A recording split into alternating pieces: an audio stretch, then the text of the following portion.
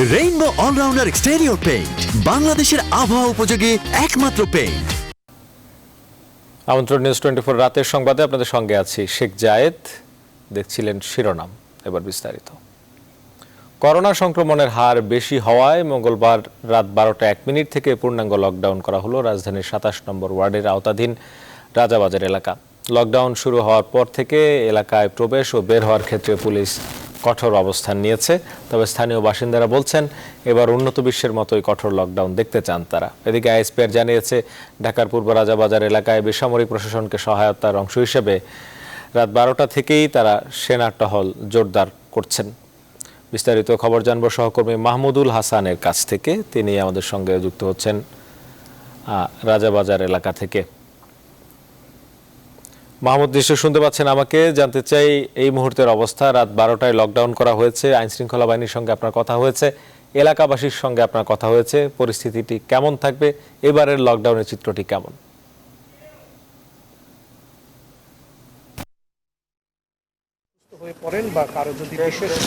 পূর্ব রাজাবাজারের যে জায়গাটিতে আমরা রয়েছি, তো এটি কিন্তু 12টা 1 মিনিটেই কিন্তু লকডাউন করে দেওয়া হয়েছে এবং হচ্ছে যে রাজধানীকে যে 3টি জোনে ভাগ করা হয়েছে, তো সেই ভাগের ভিতরে এটি কিন্তু রেড জোনের ভিতরেই পড়েছে। এবং দেখতে পাচ্ছেন কিন্তু এখানকার আইন শৃঙ্খলার দায়িত্বে যারা রয়েছেন, তো তারা কিন্তু ইতিমধ্যেই পুরো জায়গাটি কিন্তু তাদের নিয়ন্ত্রণে নিয়েছেন এবং মোটামুটি এলাকাবাসী যারা ছিল তাদেরকে সারা দিনই কিন্তু মাইকিং করে সচেতন করা হয়েছে। এবং বিশেষ করে যেহেতু এই এলাকাটিতে করোনা সংক্রমণের হার বেশি, করোনার রোগী বেশি, তো সেই কারণে কিন্তু 2 সপ্তাহের জন্য এই পুরো এলাকাটি লকডাউন করা হয়েছে। এখানে পুলিশের কর্মকর্তা যারা, তারা কথা বলেছেন, সেনাবাহিনী তারা এসেছিলেন, স্থানীয় জনপ্রতিনিধি তারাও কথা বলেছিলেন। তো তারা সবাই কিন্তু বলছেন যে মোটামুটি একটি মডেল হিসেবেই কিন্তু তারা এই অঞ্চলটিকে নিয়েছেন এবং এইখানে যে লকডাউনটি চলবে, তো সেটি আসলে কি ফলাফল নিয়ে আসে তার প্রেক্ষিতে কিন্তু পরবর্তীতে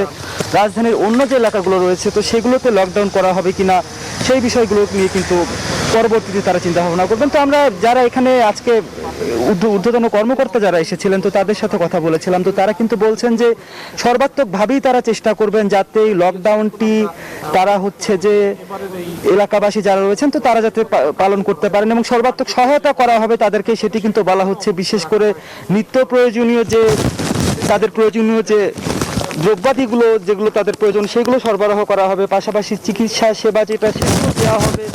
এবং সবথেকে বড় যে বিষয়টি, এই যে সময়টি 2 সপ্তাহ কথা বলা হচ্ছে, তো এই 2 সপ্তাহ কিন্তু কঠোরভাবে এই লকডাউনটি পালন করা হবে এটি কিন্তু বলা হচ্ছে। যদি 14 দিনের ভিতরে একটু ভালো ফলাফল পাওয়া যায়, সেই ক্ষেত্রে পরবর্তীতে লকডাউন তুলে দেওয়া হবে নাকি আরও বাড়ানো হবে, সেই বিষয়ে হচ্ছে যে সিদ্ধান্ত নেওয়া হবে। তো এই মোটামুটি খবর আমার কাছে। 12টা 1 মিনিটের সময় কিন্তু যে লকডাউনটি সেটি কার্যকর হলো এবং মোটামুটি কঠোর নিয়ন্ত্রণের মাধ্যমেই কিন্তু এই পূর্ব রাজাবাজার যেটি রাজধানীর যে জায়গাটি, সেখানে কিন্তু এই লকডাউনটি পালন করা হবে এবং 8টি প্রবেশ পথের মধ্যে 7টি বন্ধ করে দেওয়া হয়েছে এবং 1টি যে প্রবেশ পথ রয়েছে এটি কিন্তু হচ্ছে যে নিয়ন্ত্রিতভাবে এলাকাবাসী হয়তোবা খুব বেশি প্রয়োজন হলে তারা বের হতে পারবেন, তা না হলে তাদেরকে এখানেই থাকতে হবে এই 14 দিন। ধন্যবাদ মাহমুদুল হাসান। সহকর্মী মাহমুদুল হাসান যুক্ত ছিলেন রাজধানীর রাজাবাজার থেকে। সেখানে রেড জোন হিসাবে আবার নতুন করে লকডাউন করা হয়েছে রাজাবাজার এলাকা। সেখানে মানুষের প্রবেশ এবং বের হওয়া এবং জরুরি প্রয়োজন ছাড়া চলাচল নিয়ন্ত্রণ করা হচ্ছে। দেশে গত 24 ঘন্টায় করোনা ভাইরাসে আরও 45 জন মারা গেছেন। এই নিয়ে দেশে মোট মারা গেলেন 975 জন। মঙ্গলবার স্বাস্থ্য অধিদপ্তরের নিয়মিত ব্রিফিং এই তথ্য জানানো হয়। পরীক্ষা হয়েছে 14,664টি 24 ঘন্টায় এবং এ পর্যন্ত পরীক্ষা হয়েছে 4,25,595টি। 24 ঘন্টায় যা পরীক্ষা হয়েছে তাতে শনাক্ত হয়েছে 3,171 জন এবং শনাক্তের হার 21.62%। 24 ঘন্টায় সুস্থ হয়েছেন 777 জন এবং এ পর্যন্ত সুস্থ হয়েছেন 15,336 জন। শনাক্ত বিবেচনায় সুস্থতার হার 21.40%। এবারে বৈশ্বিক করোনা পরিস্থিতি। বিশ্বজুড়ে করোনা ভাইরাসের মৃতের সংখ্যা ছাড়িয়েছে 4,09,000-এর বেশি। করোনা ভাইরাস বৈশ্বিক মহামারীতে এ পর্যন্ত বিশ্বের 215টি দেশ ও অঞ্চলে আক্রান্তের সংখ্যা মোট 72,000-24,000 ছাড়িয়েছে। 72,24,000 ছাড়িয়েছে। আর এর মধ্যে সুস্থ হয়ে উঠেছেন 35,60,000 মানুষ। গেল 24 ঘন্টায় সর্বোচ্চ মৃত্যু হয়েছে ব্রাজিলে, মোট 813 জনের মৃত্যু হয়েছে একদিনে। মোট আক্রান্ত হয়েছেন 7,10,000-এর বেশি। আর যুক্তরাষ্ট্রে একদিনে মৃত্যু হয়েছে 586 জনের। দেশটিতে এরই মধ্যে আক্রান্তের সংখ্যা ছাড়িয়ে গেছে 20,26,000। একদিনে আবারও সেখানে নতুন করে আক্রান্ত হয়েছেন 19,000 মানুষ। ইউরোপের দেশগুলোতেও করোনা ভাইরাসের আক্রমণের সংখ্যা অনেকটাই কমে এসেছে। এদিকে রাশিয়ার মস্কোর লকডাউন শিথিল করে দেওয়া হচ্ছে মঙ্গলবার থেকে। স্বাস্থ্যবিধি মেনে জনগণ শহরের বিভিন্ন স্থানে বের হতে পারবেন। ভারতের সোমবার থেকে চলমান লকডাউনে বিভিন্ন ক্ষেত্র শিথিল করার অনুমতি মিলেছে। আর তার ঠিক 24 ঘন্টার মধ্যেই করোনা ভাইরাস শনাক্তের নতুন রেকর্ড গড়েছে দেশটি। একদিনে আক্রান্ত হয়েছে 9,987 জন। অন্যদিকে বিশ্ব স্বাস্থ্য সংস্থা সবাইকে সতর্ক করে জানিয়েছে সব ক্ষেত্রে লকডাউন খুলে দেওয়া ঠিক হচ্ছে না, বরং আগামী 6 মাস পর্যন্ত করোনা নিয়ন্ত্রণে পদক্ষেপ সরিয়ে নেওয়া যাবে না।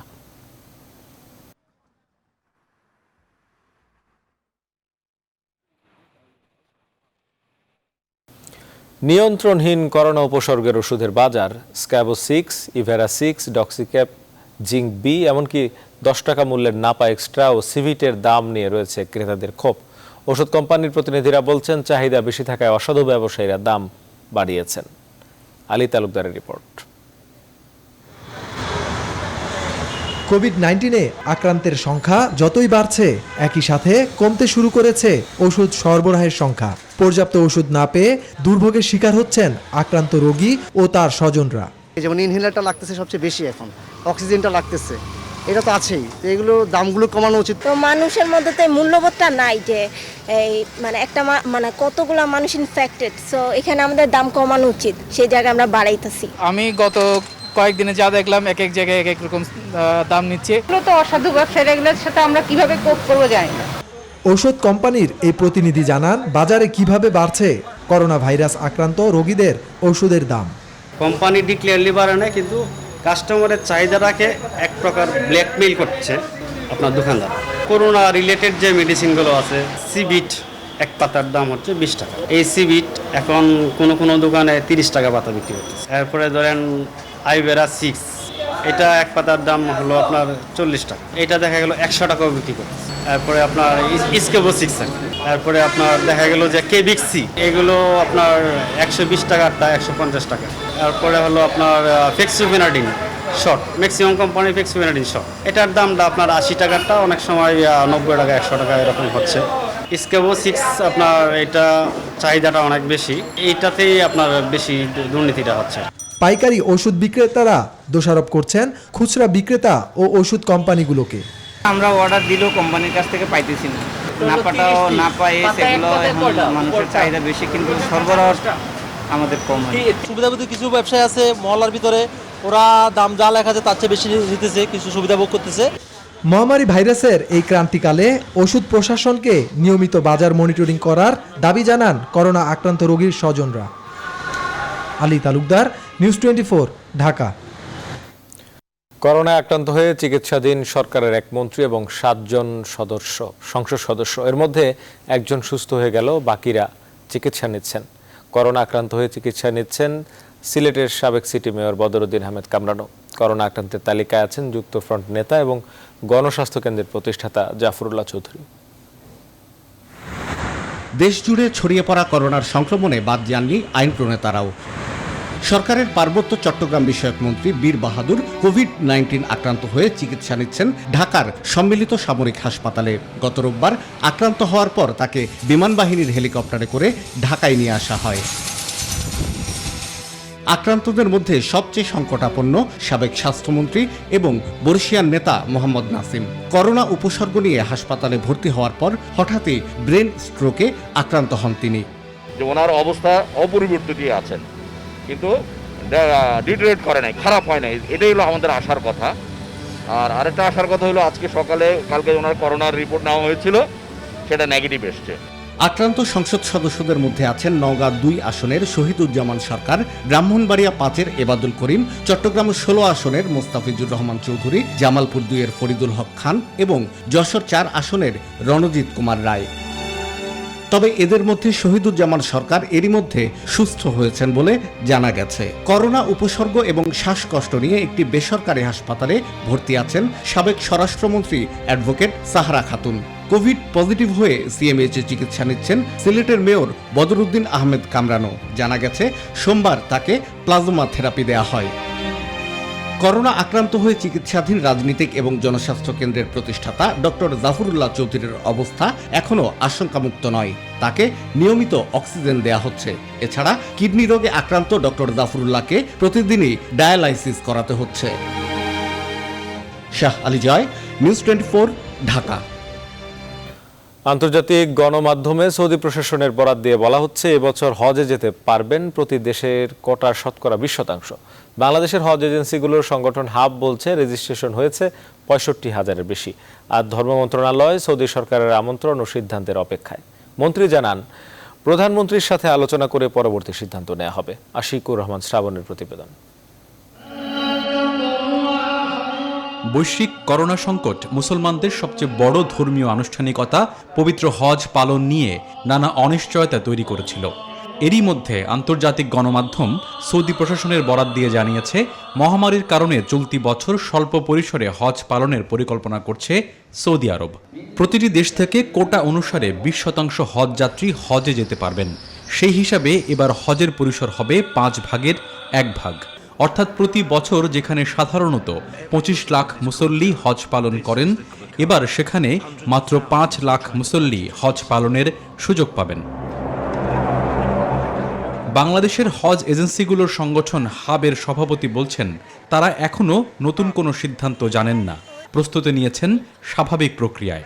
বাংলাদেশ থেকে 64,600 হজ যাত্রীর নিবন্ধন সম্পন্ন করে আমরা সৌদি সরকারের সিদ্ধান্তের অপেক্ষায় আছি। সৌদি হজ ও উমরা মন্ত্রণালয় থেকে এখনও কোনো অফিসিয়াল ডিসিশন পাওয়া যায় নাই। আর সৌদি হজ ও উমরা মন্ত্রণালয় যদিও নির্দিষ্ট সংখ্যার কথা উল্লেখ করে আমাদেরকে কোনো অফার দেয়ও, সেই ক্ষেত্রেও সেই সংখ্যাটি পলিসি কী হবে ইত্যাদি নিশ্চয় সৌদি কর্তৃপক্ষ থেকেই দিয়ে দেওয়া হবে। এদিকে ধর্ম প্রতিমন্ত্রী জানান হজের বিষয়ে সৌদি আরব আমন্ত্রণ জানালেই প্রধানমন্ত্রীর সাথে আলোচনা করে চূড়ান্ত সিদ্ধান্ত নেওয়া হবে। এই ঘোষণা তারা আশা করি 15ই জুন এই মাসের 15 তারিখের মধ্যে তারা দিতে পারবেন। এবং উনি বললেন যে আমরা মনে করি যে পজিটিভ একটা সিদ্ধান্ত আসবে, তাহলে আমরা ইনশাআল্লাহ যারা আমাদের প্রক্রিয়া সম্পন্ন করেছেন নিশ্চয়ই তারা হজে যেতে পারবেন। আর আমি আবারও বলতে চাই, আপনারা দুশ্চিন্তার কোনো কারণ নাই। যদি এই করোনা ভাইরাসের কারণে আপনারা হজে যেতে ব্যর্থ হন, আপনারা টাকা চাইলে টাকা ফেরত পাবেন। এবং এখানে আপনারা যদি হজে যেতে চান পরবর্তী বছরে ইনশাআল্লাহ আপনাদের সেই সুযোগ প্রদান করা হবে। বাংলাদেশ থেকে 2019 সালে প্রায় 1,27,000 জন পবিত্র হজে অংশ নেন। সারা বিশ্ব থেকে অংশ নেন 18 লাখেরও বেশি। প্রতি বছর এই হজ অনুষ্ঠান থেকে সৌদি সরকার প্রায় $1200 কোটি আয় করে। আশিকুর রহমান শ্রাবণ, নিউজ 24, ঢাকা। এ বিষয়ে সৌদি আরব থেকে বিস্তারিত জানিয়েছেন সহকর্মী মোহাম্মদ আলামিন। 2020 সালের পবিত্র হজ নিয়ে হজ প্রত্যাশী এবং এর সাথে সংশ্লিষ্টদের উদ্বেগ উৎকণ্ঠা। চাঁদ দেখার সাপেক্ষে আগামী 30শে জুলাই পবিত্র হজ অনুষ্ঠিত হওয়ার কথা রয়েছে। তবে বৈশ্বিক করোনা মহামারীর কারণে এই বছর থমকে গেছে হজের পূর্ব প্রস্তুতি। অন্যান্য বছর এই সময়ে হজের পূর্ব প্রস্তুতি পুরোদমে শুরু হয়ে যায়, কিন্তু এই বছর করোনা মহামারীর কারণে হজ নিয়ে এক ধরনের অনিশ্চয়তা তৈরি হয়েছে। এখন পর্যন্ত সৌদি সরকারের পক্ষ থেকে হজ নিয়ে নির্দিষ্ট কোনো সিদ্ধান্ত আসেনি। তবে গতকাল মধ্যপ্রাচ্য ভিত্তিক রয়টার্সের বরাত দিয়ে বিভিন্ন গণমাধ্যমে এসেছে যে এই বছর 20% হাজি নিয়ে পবিত্র হজ অনুষ্ঠিত হবে। তবে আজকে আমি কথা বলেছিলাম সৌদি আরবে নিযুক্ত বাংলাদেশের হজ কাউন্সিলর জনাব মাকসুদুর রহমানের সাথে। তিনি বলেছেন যে তারাও এরকম একটি খবর শুনেছেন, তবে সৌদি সরকারের পক্ষ থেকে আনুষ্ঠানিকভাবে এই ধরনের কোনো খবর তারা জানতে পারেনি বা সৌদি সরকারের পক্ষ থেকে তাদেরকে জানানো হয়নি। অন্যান্য দেশের হজ অফিসাররাও জানিয়েছেন যে তারাও এই ধরনের কোনো তথ্য সৌদি সরকারের পক্ষ থেকে পাননি। তবে তারা আশা করছেন যে খুব শীঘ্রই এই বিষয়ে একটি সুনির্দিষ্ট ঘোষণা সৌদি সরকার দিবে হজের বিষয়ে। এদিকে সৌদি আরবে যারা আটকে পড়েছিলেন করোনা পরিস্থিতির কারণে, ইতিমধ্যে যারা ফাইনাল এক্সিট অথবা ছুটিতে যাওয়ার জন্য প্রস্তুতি নিয়েছিলেন কিন্তু করোনা মহামারীর কারণে ফ্লাইট বাতিল হয়ে যাওয়ার কারণে যেতে পারেনি, তাদেরকে দেশে ফিরিয়ে নেওয়ার জন্য বাংলাদেশ বিমানের পক্ষ থেকে একটি উদ্যোগ নেওয়া হয়েছে। সেখানে বলা হয়েছে যে বাংলাদেশ বিমানের একটি ফ্লাইট আগামী 16 জুন জেদ্দা থেকে ছেড়ে যাবে। এছাড়াও রিয়াদ থেকেও একটি ফ্লাইট বাংলাদেশের আটকে পড়া প্রবাসী বাংলাদেশিদেরকে যারা দেশে যেতে চান তাদেরকে নিয়ে যাবে। তবে এই রিয়াদ থেকে যে ফ্লাইটটি যাবে সেটির সময়সূচি এখনও নির্ধারিত হয়নি। আমি কথা বলেছিলাম বাংলাদেশ বিমানের রিয়াদের রিজিওনাল ম্যানেজার আমিনুল হক ভুইয়ার সাথে। তিনি বলেছেন যে কিছুদিনের মধ্যেই হয়তোবা তারা সময়সূচি নির্ধারিত করতে পারবেন। তবে এখানে কিছু শর্ত জুড়ে দেওয়া হয়েছে। সেখানে বলা হয়েছে যারা বাংলাদেশে যেতে আগ্রহী তাদেরকে অবশ্যই দূতাবাসের মাধ্যমে আবেদন করতে হবে এবং দূতাবাস তাদের স্বাস্থ্য সনদপত্র সহ তাদের তালিকা যদি বিমান অফিস পাঠায় তখন সেই তালিকা অনুযায়ী বিমান তাদেরকে দেশে ফেরত পাঠানোর জন্য নির্ধারিত টিকিট ক্রয়ের জন্য অনুমতি দিবে। দীর্ঘ প্রতীক্ষার অবসান ঘটিয়ে অবশেষে আগামী 15 জুন প্রত্যাহার হচ্ছে আন্তর্জাতিক ফ্লাইটের উপরে যে নিষেধাজ্ঞা রয়েছে সেই নিষেধাজ্ঞা। নিউজ 24-কে এই কথা জানিয়েছেন বেসামরিক বিমান পরিবহন ও পর্যটন মন্ত্রণালয়ের সিনিয়র সচিব মহিবুল হক। ওই দিন থেকে বাংলাদেশে যে কোনো এয়ারলাইন্স আন্তর্জাতিক ফ্লাইট চালু করতে পারবে। এরপর এয়ারলাইন্সগুলো ঠিক করবে কে কখন কোথায় ফ্লাইট চালাবে। বেসামরিক বিমান চলাচল কর্তৃপক্ষের পক্ষ থেকে এই ধরনের ঘোষণা আসতে পারে বলে জানা গেছে। এর মধ্যে ফ্লাইট চালানোর সময় যাত্রী ও বিমান কর্তৃপক্ষকে স্বাস্থ্যবিধি মানার জন্য কঠোর নির্দেশনা জারি করা হয়েছে। এতে আমূল বদলে যাবে আকাশপথের রুট। সামাজিক দূরত্ব মেনেই যাত্রীদের আসন বণ্টন করা হবে, ফলে যাত্রীদের ভাড়াও বেড়ে যাবে। প্রথম ফ্লাইট চলবে লন্ডন ও কাতার রুটে, তারপর পর্যায়ক্রমে বিশ্বের সব রুটে এই ফ্লাইট চলবে। গত 1 জুন থেকে দেশের অভ্যন্তরীণ ফ্লাইট চলাচল শুরু হয়েছে। আমরা 15 তারিখের পরে আস্তে আস্তে ইন্টারন্যাশনাল ফ্লাইটে আমরা চালুতে যাব। আমরা প্রথমে বিবেচনা করে লন্ডন ফ্লাইট চালু করা যায়। আমরা যদি সব ওপেন করে দিই তাহলে কিন্তু যে ফ্লাইট চলবে তার কোনো নিশ্চয়তা নেই। পৃথিবীর অন্যান্য দেশগুলো যেখানে বাংলাদেশের বিমান যায় তারা যদি ওপেন না করে তাহলে আমরা ওপেন করে তো কোনো লাভ হবে না।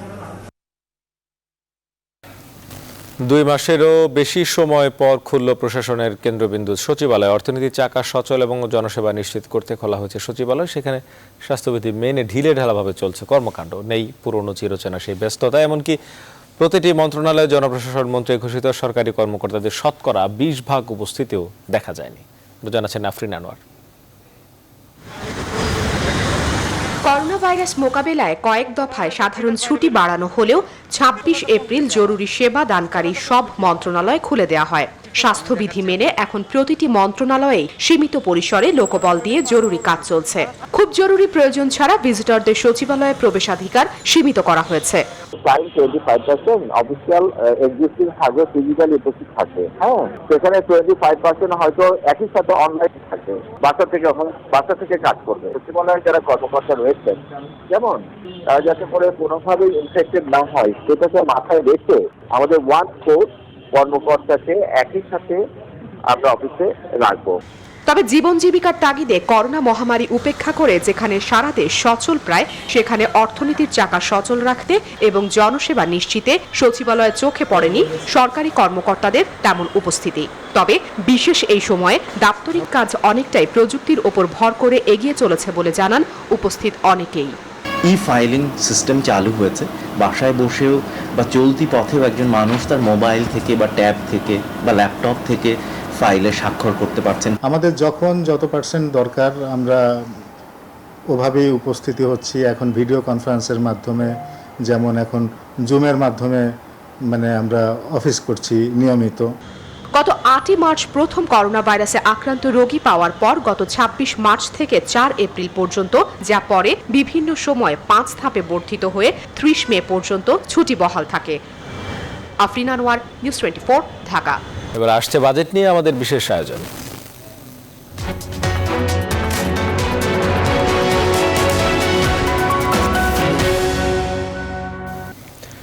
স্বাস্থ্য খাতে জিডিপির 5% বরাদ্দ সহ 12 দফা প্রস্তাব দিয়ে ছায়া বাজেট ঘোষণা করেছে বিএনপি। 2020-21 অর্থ বছরের বাজেটে অর্থনৈতিক প্রবৃদ্ধির দিকে জোর না দিয়ে মানুষের জীবন ও জীবিকার বিষয়ে সর্বোচ্চ অগ্রাধিকার দেওয়ার তাগিদ দিয়েছে দলটি। মঙ্গলবার উত্তরায় নিজ বাসভবন থেকে এই বিষয়ে ভার্চুয়াল সংবাদ সম্মেলন করেন বিএনপির মহাসচিব মির্জা ফখরুল ইসলাম আলমগীর। আরও জানাচ্ছেন মারুফা রহমান। আগামী অর্থ বছরের বাজেট ঘোষণার 3 দিন আগে বিএনপি বাজেট ভাবনা প্রকাশ করেছে। এতে স্বাস্থ্য, কৃষি, শিক্ষা সহ বিভিন্ন খাতে বরাদ্দের 12 দফা প্রস্তাব করা হয়। দফাগুলোর ভেতর আছে 187,000 কোটি টাকার আর্থিক সহায়তা প্যাকেজ আগামী বাজেট প্রণয়নের প্রাথমিক ভিত্তি হিসেবে বিবেচনায় নেয়া, সংকটকালে অর্থনৈতিক প্রবৃদ্ধির দিকে জোর না দিয়ে মানুষের জীবন রক্ষা ও জীবিকার বিষয়ে সর্বোচ্চ অগ্রাধিকার দেয়া। আগামী বাজেটে সরকার স্বাস্থ্য খাতকে সর্বোচ্চ অগ্রাধিকার খাত হিসেবে চিহ্নিত করতে ব্যর্থ হয়েছে। এই মুহূর্তে মানুষের জীবন বাঁচানোই সর্বাধিক গুরুত্ব পাওয়ার কথা, সরকার সেই খাতকেই অবমূল্যায়ন করেছে। করোনা শনাক্তের 3য় মাসে এসছে উদ্যমুখী করোনা সংক্রমণের কারণে অনিশ্চিত এক বিভীষিকাময় সংখ্যায় নিমজ্জিত হয়েছে জাতি। করোনা সংক্রমণ রোধ করতে না পারলে কোনোভাবেই অর্থনীতিকে পুনরুদ্ধার করা সম্ভব নয়। মন্দাকালীন বিনিয়োগ, ভোগ ব্যয় ও রপ্তানি কমে যাওয়ায় সামষ্টিক চাহিদা বাড়াতে সরকারি বিনিয়োগ বাড়ানোর পাশাপাশি বিএনপি তাদের প্রস্তাবে জোর দিয়েছে আভ্যন্তরীণ চাহিদা বৃদ্ধিতে। সামষ্টিক চাহিদা বাড়াতে সরকারি বিনিয়োগ বাড়াতে হবে, আভ্যন্তরীণ চাহিদা বৃদ্ধিতে সর্বাধিক জোর দিতে হবে। কৃষি, খাদ্য, পুষ্টি নিরাপত্তা নিশ্চিত করা, কৃষি ও গ্রামাঞ্চলে কর্মসংস্থান সৃষ্টির মাধ্যমে গ্রামীণ আয় রোজগার বাড়াতে হবে। সহজ শর্তে ব্যাপকভাবে কৃষি, পোল্ট্রি, লাইভস্টক ঋণ প্রদান করতে হবে। অগ্রাধিকার ভিত্তিতে স্বাস্থ্য, সামাজিক নিরাপত্তা, শ্রম কল্যাণ, কৃষি, শিক্ষা, স্থানীয় সরকার ও পল্লী উন্নয়ন খাতে বরাদ্দ বৃদ্ধি করার দাবি জানায় বিএনপি। জনগণের অর্থ যাতে মুষ্টিমেয়র হাতে না যায় সেজন্য প্রণোদনা কেবল প্রকৃত ক্ষতিগ্রস্তদেরকে দেয়া নিশ্চিত করার আহ্বান জানান বিএনপি মহাসচিব। মারুফা রহমান, নিউজ 24, ঢাকা। করোনাকালে বিপর্যস্ত অর্থনীতিতে সবচেয়ে বড় ঝুঁকিতে দেশের কর্মসংস্থান। শুধু দেশ নয়, পুরো বিশ্বই এখন এই সংকটে। করোনা পরবর্তী পরিস্থিতি হবে আরও ভয়াবহ। তাই আসছে বাজেটে কর্মসংস্থান তৈরিতে সরকারকে বিশেষ মনোযোগ দেওয়ার পরামর্শ সংশ্লিষ্টদের। নাজিয়া কোনা রিপোর্ট। করোনায় বিপর্যস্ত অর্থনীতি, চাকরি হারানোর ভয়ে কোটি কোটি মানুষ, বাড়ছে দরিদ্র মানুষের হাহাকার। কেননা আয়ের পথ বন্ধ হলেও ব্যয়ের পথ প্রশস্ত, অর্থাৎ টাকা নেই তবুও খরচ করতে হবে। এমন প্রেক্ষাপটে আসছে 2020-21 অর্থ বছরের নতুন বাজেট। দেশে শুরু থেকেই বেকার সমস্যা প্রকট। করোনাকালে কাজ আছে এমন অনেকেও নতুন করে বেকার হচ্ছেন, সামনেও হবেন, এমন কথা আর শঙ্কা নয়, এখন বাস্তবতা। সেই বিবেচনায় আসছে বাজেটে নতুন কর্মসংস্থান সৃষ্টি একটি বড় চ্যালেঞ্জ সরকারের সামনে। কার্যকরভাবে ওয়ান স্টপ সেল চালু করে সেবার মান উন্নত করে আমরা যাতে দেশি এবং বিদেশি সকল উদ্যোক্তাদেরকে একটি কমফোর্টেবল জোনে আনতে পারি, তাহলে কিন্তু অর্থনীতিতে গতি সঞ্চার। আর কর্মসংস্থান সৃষ্টিতে ব্যক্তি খাতের ভূমিকাই বেশি। তাই ব্যক্তি খাত যত তাড়াতাড়ি ঘুরে দাঁড়াবে, কর্মসংস্থানের ঝুঁকিও ততটাই কমবে। তবে করোনা পরবর্তী বিশ্বে কাজের ধরন এবং যোগ্যতা দুটোই পাল্টে গেছে, সামনেও যাবে। ব্যবসা বাণিজ্য এবং কাজকর্মের বিরাট অংশ হবে প্রযুক্তি নির্ভর। সেই জায়গায় খাপ খাওয়াতে জনগোষ্ঠীর দক্ষতা বাড়াতে হবে। সুতরাং আমি মনে করি আমাদের সেক্টর ভিত্তিক এখন স্পেশালাইজেশনে যাওয়া দরকার। তাইলে কিন্তু আমরা ওই যে বিদেশি যে লোকগুলি আছে তাদেরকে রিপ্লেস করা খুব সহজ হবে, এবং এইটা যদি আমরা রিপ্লেস করতে পারি সেখান থেকে আমরা কিন্তু $6-7 বিলিয়ন সেভ করতে পারি। কর্মসংস্থান সৃষ্টিতে কেবল চাকরি নয়, নতুন উদ্যোক্তা তৈরিতেও মনোযোগী হতে হবে সরকারকে। সে লক্ষ্যে মূলধন লাগবে, যার জন্য সহজ শর্তে ক্ষুদ্র ঋণের সুবিধা দেওয়া জরুরি বলছেন সংশ্লিষ্টরা। নতুন উদ্যোক্তা সৃষ্টির জন্য ফান্ড থাকতে হবে। গত বছর 100 কোটি টাকার একটা ফান্ড ছিল, সেটার কি ব্যবহার হয়েছে জানি না। এই বছর তার চেয়ে বড় আকারের ফান্ড থাকা দরকার, যা দিয়ে নতুন উদ্যোক্তা তৈরি হতে পারে। গতানুগতিকতার বাইরে এসেই করোনাকালীন সংকট বিবেচনা করে 2020-21 অর্থ বছরের বাজেট প্রণয়নের পরামর্শ দিচ্ছেন তারা। নাজিয়া কোনা, নিউজ 24, ঢাকা। এবারে প্রবাসের খবর।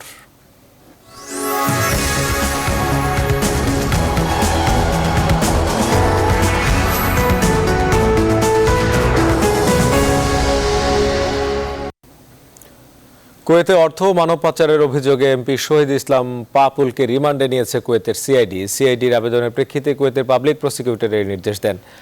আঞ্চলিক ইংরেজি দৈনিক গালফ নিউজের এক প্রতিবেদনে এই তথ্য জানানো হয়। শনিবার রাতে কুয়েত সিটির মুশরিফ এলাকার বাসা থেকে তাকে আটক করে কুয়েত সিআইডি।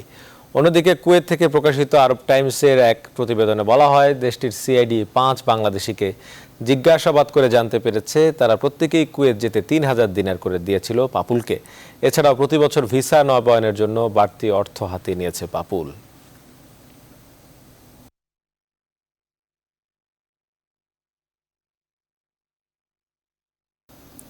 এবারে জানবো মালয়েশিয়ার করোনা পরিস্থিতির খবর।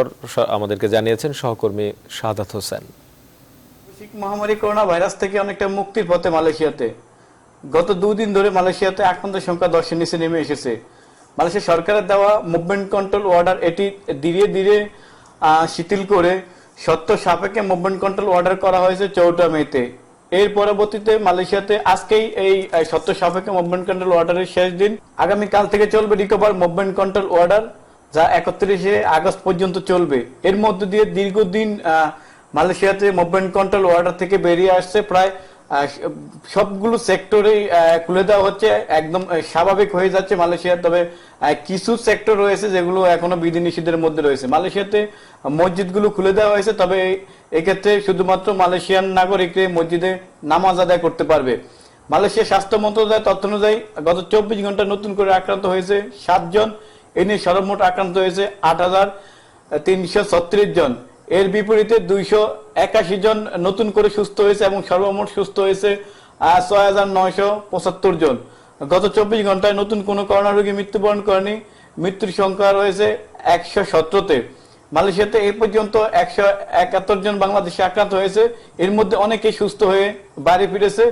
মালয়েশিয়ায় এখনো পর্যন্ত বাংলাদেশি মৃত্যুর সংবাদ আসেনি। ইতালিতে পাসপোর্ট সমস্যার কারণে চলমান বৈধ প্রক্রিয়ায় অংশগ্রহণ করতে পারবেন না কয়েক হাজার বাংলাদেশি ভুক্তভোগী প্রবাসীরা বাংলাদেশ সরকারের হস্তক্ষেপ কামনা করেছেন। ইতালি থেকে বিস্তারিত জানিয়েছেন সহকর্মী রিয়াজ হোসেন। করোনা পরিস্থিতির কারণে পাসপোর্ট অধিদপ্তর বাংলাদেশে কাজ করছে না, আর পাসপোর্ট অধিদপ্তর কাজ না করার কারণে প্রবাসী বাংলাদেশি ইতালিতে কয়েকশো পাসপোর্ট এখনো কিন্তু বাংলাদেশে আটকা রয়েছে, যারা নবায়নের জন্য জমা দিয়েছে। সেক্ষেত্রে প্রবাসী বাংলাদেশিরা তাদের পাসপোর্টগুলো ফেরত চাচ্ছে এবং প্রবাসী বাংলাদেশি আরও বলছেন যে আমাদের বৈধতার জন্য দূতাবাস যেভাবে সহযোগিতা করছে, শনিবার খোলা রেখেছে, ঠিক আছে, বাট আমাদের পাসপোর্টগুলো যাতে নতুনভাবে আবেদন করতে পারি কোনো শর্ত ছাড়া, সেই ব্যাপারে আমরা একটু কথা বলবো এখানকার একজন প্রবাসী বাংলাদেশি। সকাল থেকে ভোরে 5টার দিকে এসেছি, আসার পরে দেখি 100-র উপরে মানুষ আছে। অনেক কষ্ট হচ্ছে মানুষের। বাংলাদেশ সরকার যদি একটু সহযোগিতা করে, শেখ হাসিনা যদি সবাইকে এই যে আলম যে সুযোগ দিচ্ছে ইতালি সরকারে এটা বৈধ হওয়ার, একটু সুযোগ যদি বাংলাদেশ সরকারেও দেয় যে পাসপোর্ট নবায়ন বা একটা বৈধ সার্টিফিকেট বাংলাদেশের নাগরিক হিসাবে, এইরকম দিলে আমাদের ইতালি প্রবাসী সবার ভালো হতো, সুযোগ কাজে লাগাতে পারতো, যে ভালো একটা কাজ করতে পারতো। এখন যারা আছে অবৈধ যারা আছে ভালো কাজ করতে পারছে না, অনেক অসুবিধা হচ্ছে বাংলাদেশের প্রবাসীদের। আমি জননেত্রী শেখ হাসিনার কাছে ইতালি প্রবাসীদের পক্ষ থেকে আকুল আবেদন যে আমাদেরকে একটু সহযোগিতা করেন আপনি। শুনলেন একজন প্রবাসী বাংলাদেশির কথা। উনি ভোর 5টায় এসে দেখলেন যে এখানে শতাধিক বাংলাদেশি লাইনে দাঁড়িয়ে রয়েছে। আসলে প্রবাসী বাংলাদেশিরা তাদের পাসপোর্ট চায় এবং পাসপোর্টের মাধ্যমে যাতে আগামী এই বৈধতা যে চলমান বৈধতার যেন প্রক্রিয়া তারা অংশগ্রহণ করতে পারে এবং প্রবাসী বাংলাদেশিরা কোনো সমস্যা ছাড়া তারা খুব দ্রুত পাসপোর্ট ফেরত পাবে, এমনটাই প্রত্যাশা সকলের। সেক্ষেত্রে এই মুহূর্তে পররাষ্ট্র মন্ত্রণালয় এবং বাংলাদেশ স্বরাষ্ট্র মন্ত্রণালয়, বিশেষ করে মাননীয় প্রধানমন্ত্রী যেহেতু প্রবাসী বান্ধব প্রধানমন্ত্রী, তিনি প্রবাসীরা প্রধানমন্ত্রীর হস্তক্ষেপ কামনা করেছেন। আবারও প্রবাসের খবর। করোনা ভাইরাসের সংক্রমণ কাটিয়ে ওঠা ইউরোপিয়ান দেশ স্লোভেনিয়া, সেখানকার সর্বশেষ অবস্থা আমাদেরকে জানিয়েছেন প্রবাসী শিক্ষার্থী রাকিব হাসান রাফি। স্লোভেনিয়ার ন্যাশনাল ইনস্টিটিউট অব পাবলিক হেলথের পক্ষ থেকে প্রকাশিত সর্বশেষ প্রতিবেদন অনুযায়ী এখন পর্যন্ত স্লোভেনিয়াতে প্রাণঘাতী করোনা ভাইরাস দ্বারা আক্রান্ত হয়েছেন 1486 জন এবং এখন পর্যন্ত মোট মৃত্যুবরণ করেছেন 109 জন ও চিকিৎসা শেষে সুস্থ হয়ে বাসায় ফিরেছেন 1359 জন। গত 15 মে ইউরোপের প্রথম দেশ হিসাবে স্লোভেনিয়া করোনা ভাইরাসের মহামারী পরিস্থিতি অবসানের ঘোষণা দেয়, কিন্তু গত কয়েকদিন যাবৎ স্লোভেনিয়াতে করোনা ভাইরাসে আক্রান্ত রোগীর সংখ্যা কিছুটা বৃদ্ধি পেয়েছে। এছাড়াও স্লোভেনিয়া এবং একই সাথে স্লোভেনিয়ার প্রতিবেশী দেশ হাঙ্গেরিতে বেশ কিছু সংখ্যক প্রবাসী বাংলাদেশি রয়েছে যারা ইতিমধ্যে পাসপোর্ট ও ভিসা সংক্রান্ত জটিলতায় পড়েছেন।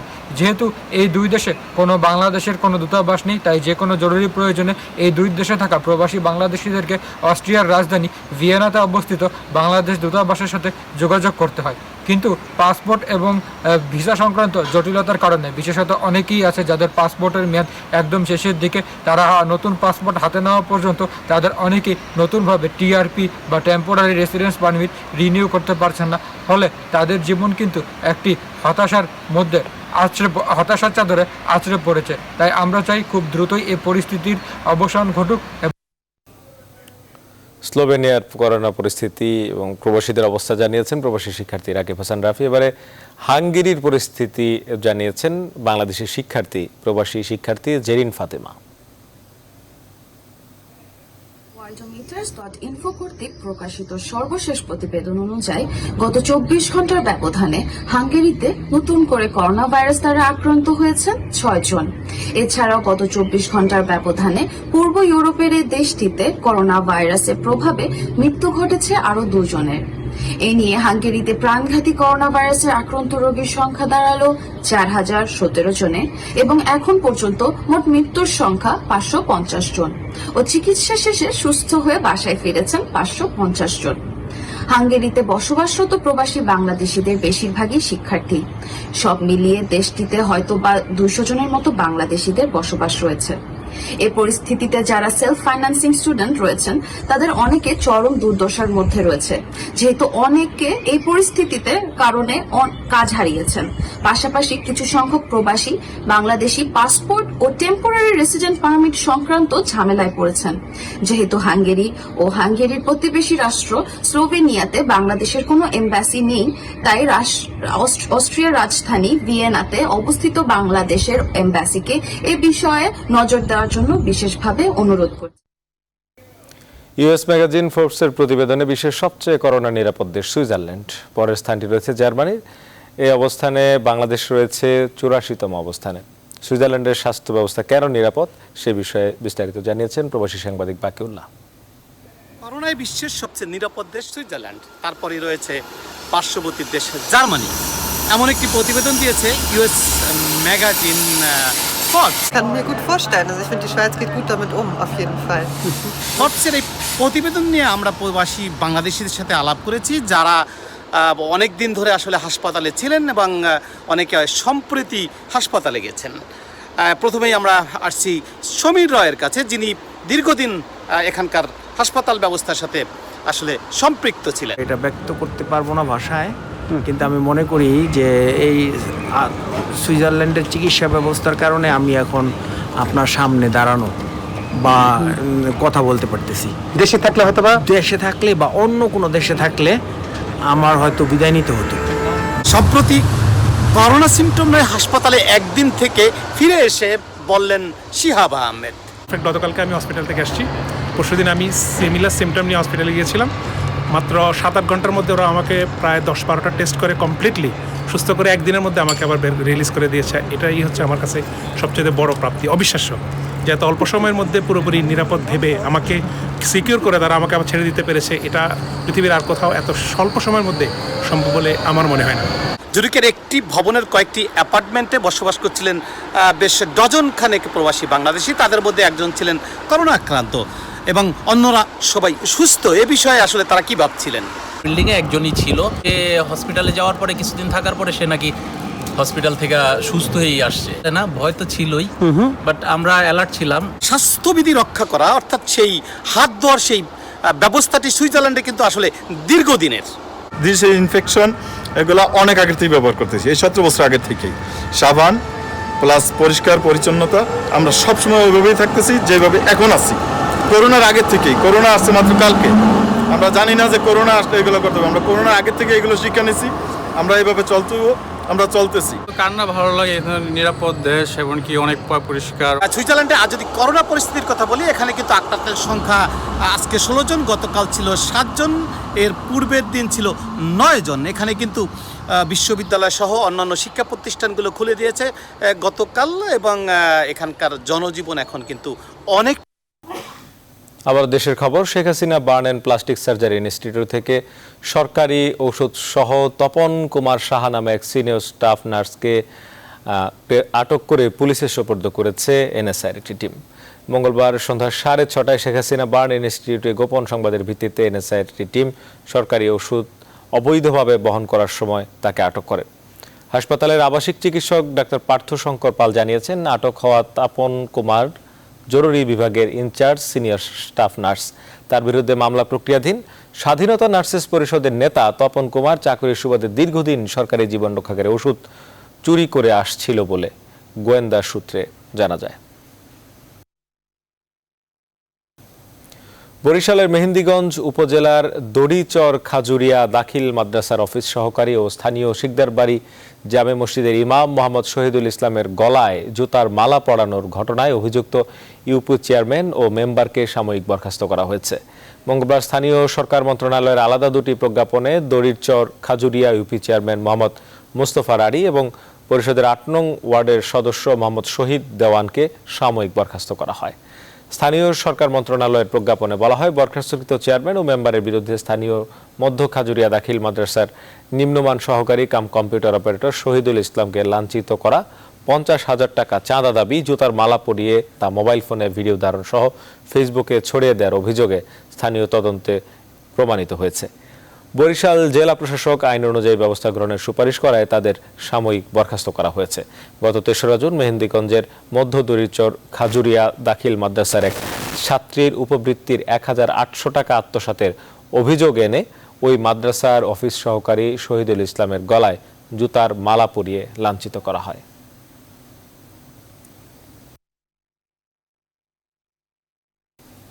আন্তর্জাতিক অঙ্গনের খবর।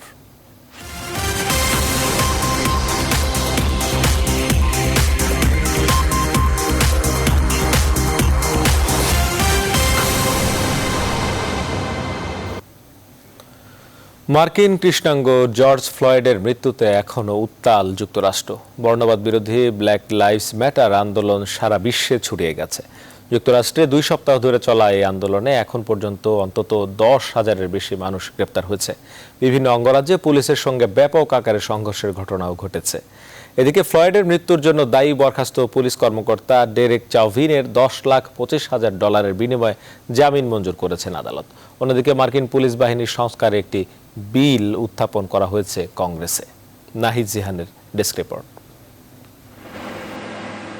গেল 25 মে মিনেসোটা অঙ্গরাজ্যের মিনিপোলিসে পুলিশ হেফাজতে কৃষ্ণাঙ্গ জর্জ ফ্লয়েডের মৃত্যুতে সারা দেশে ছড়িয়ে পড়ে বিক্ষোভের দাবানল। বর্ণবাদ ও পুলিশি নিপীড়নের বিরুদ্ধে সোচ্চার হয়ে ওঠে মার্কিনীরা। এই আন্দোলনে এখন পর্যন্ত অন্তত 10,000 মানুষ গ্রেপ্তার হয়েছে। যুক্তরাষ্ট্রের 50টি অঙ্গরাজ্যের 140টিরও বেশি শহরে বিক্ষোভ অনুষ্ঠিত হয়েছে। বিভিন্ন স্থানে পুলিশ রাবার বুলেট ও কাঁদানে গ্যাস নিক্ষেপ করেও ঠেকাতে পারেনি বিক্ষোভকারীদের। ফ্লয়েডের মৃত্যুর জন্য দায়ী বরখাস্ত পুলিশ কর্মকর্তা ডেরেক চাউভিন সোমবার আদালতে প্রথমবারের মতো হাজির হন। সেখানে বিচারক তাকে $12,50,000 বিনিময়ে জামিন মঞ্জুর করেন।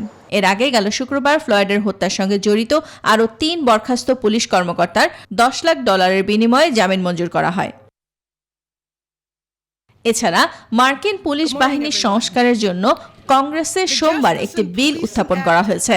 পুলিশি বর্বরতা ও বর্ণবাদের বিরুদ্ধে টানা বিক্ষোভের জেরে এই বিল এনেছে ডেমোক্র্যাটরা। বিলটি আইনে পরিণত হলে অসদাচরণ, গলা চেপে ধরার কারণে পুলিশ সদস্যদের বিচার করা এবং বর্ণবাদ মোকাবেলা সহজ হবে। তবে জাস্টিস ইন পুলিশিং অ্যাক্ট 2020 নামের এই বিলটিতে সিনেট নিয়ন্ত্রণ করা রিপাবলিকানরা সমর্থন দেবেন কিনা তা স্পষ্ট নয় বলে জানিয়েছে বিবিসি। সোমবার ফ্লয়েডের নিজ শহর হিউস্টনের ফাউন্টেন অফ প্রেস গির্জায় ফ্লয়েডের লাশবাহী কফিন 6 ঘন্টার জন্য রাখা হয়েছিল। সেখানে সর্বস্তরের কয়েক হাজার জনতা তার প্রতি শেষ শ্রদ্ধা জানিয়েছেন। মঙ্গলবার তার অন্ত্যেষ্টিক্রিয়া হবে বলে জানিয়েছে তার পরিবারের পক্ষ থেকে। নাহিদ জিহান, নিউজ 24।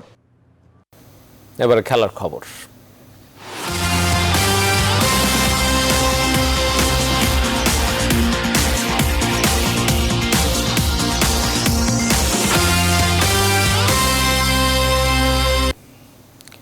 মাঠে নেই ঘরোয়া ফুটবল, তবে মাঠের বাইরের ফুটবলটা এই মুহূর্তে সবচেয়ে বড় আলোচনার নাম। বাফুফের আসন্ন নির্বাচনকে ঘিরে সরগরম ক্রীড়াঙ্গন। টেবিলের ফুটবলে এক ধাপ এগিয়ে বাফুফে। সংগঠকদের অভিযোগ, নির্বাচনে কারসাজি করতে ফেডারেশনের সাধারণ সম্পাদকের নির্দেশে অবৈধভাবে পছন্দের লোকদের বানানো হচ্ছে কাউন্সিলর। তবে নিজের বিরুদ্ধে আসা অভিযোগগুলোকে অসত্য বলছেন বাফুফের সাধারণ সম্পাদক আবু নাইম সোহাগ। মাহফুজুল ইসলামের রিপোর্ট। 2016 সালের 30 এপ্রিল হয়েছিল বাফুফের সবশেষ নির্বাচন। এরপর 2020 সালের 20 এপ্রিল পরবর্তী নির্বাচনের তারিখ নির্ধারিত হলেও করোনায় থমকে যায় সবকিছু। সাধারণ ছুটি শেষ হয়ে যাওয়ায় আবারও নির্বাচনী তোড়জোড় শুরু হয় ফেডারেশনে। আর আসতে থাকে কাউন্সিলরশিপ দেয়া নিয়ে গুরুতর সব অভিযোগ। অভিযোগের তীর বাফুফের সাধারণ সম্পাদকের দিকে। তার বিরুদ্ধে অভিযোগ করে ফেডারেশনের সভাপতি বরাবর চিঠি পর্যন্ত দিয়েছেন স্বয়ং বাফুফের প্রভাবশালী সহসভাপতি বাদল রায়। এছাড়াও কাউন্সিলরশিপ নিয়ে বাফুফের বেশ কয়েকজন স্টাফের বিরুদ্ধেও আসছে অভিযোগ। আমি টাঙ্গাইল ফুটবল একাডেমির সাধারণ সম্পাদক এবং প্রতিষ্ঠাতা সেক্রেটারি। আমার নাম আতিকুর রহমান খান জামিল। জাভেদ সাহেব আমারে বলে যে আপনারটা টিকবো, কিন্তু জামিল ভাই আপনি এটা বাদ দিয়ে অন্য ডেলিগেট দেন, আপনাকে 8 লক্ষ টাকা আপনি দিয়ে দেবো। এবং সোহাগ সাহেব আগেই আমাকে 25 তারিখে বলছিল। তবে নিজের উপর আসা অভিযোগ অস্বীকার করেছেন ফেডারেশনের সাধারণ সম্পাদক। জানান, নির্বাচনকে ঘিরে সবকিছুই নাকি একটি নোংরা রাজনীতির অংশ। নির্বাচন, ইলেকশন, ইলেকশনের সময় স্পোর্টস পলিটিক্স, কিছু কাদা ছড়াছড়ি এগুলো থাকে। So this is part of that. নির্বাচনী মাঠে কাজী সালাউদ্দিনের বিপক্ষে সরব অবস্থানে আছে জেলা ও বিভাগীয় ফুটবল অ্যাসোসিয়েশন ও ক্লাব ফুটবল অ্যাসোসিয়েশন। এবারের বাফুফের নির্বাচনে মোট ভোটার 143 জন। এর মধ্যে জেলা ও বিভাগীয় সংগঠনের হাতে 72 ভোট, আর প্রিমিয়ার, চ্যাম্পিয়নশিপ ও প্রথম বিভাগের ভোট 39টি। মাহফুজুল ইসলাম, নিউজ 24, ঢাকা। শেষ করবো এখনকার সংবাদ আয়োজন, যাওয়ার আগে শিরোনামগুলো আর একটা।